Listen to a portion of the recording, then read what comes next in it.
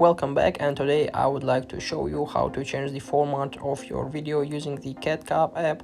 So make sure that you downloaded it using the App Store or maybe Google Play. So open the app, create a new project, and then choose the necessary video we want to change format for.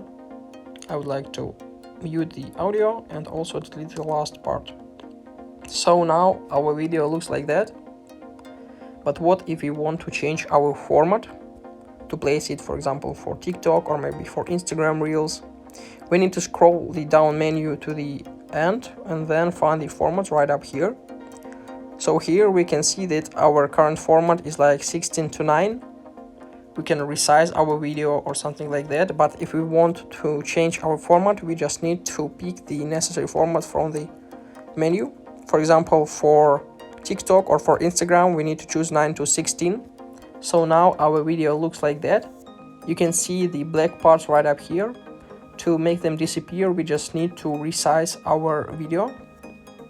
So now it looks like that. And it's possible to add it to your Instagram story or to the TikTok video or maybe to Instagram Reels or even to YouTube Shorts.